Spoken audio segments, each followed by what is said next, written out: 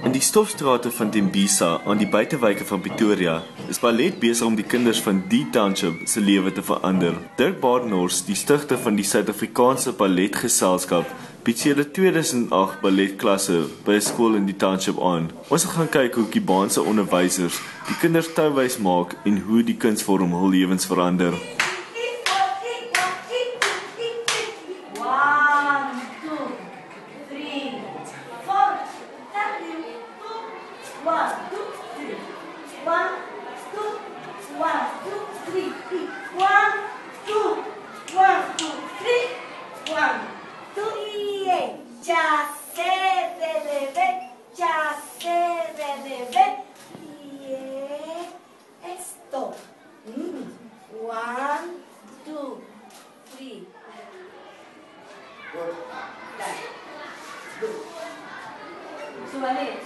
Suara, ai.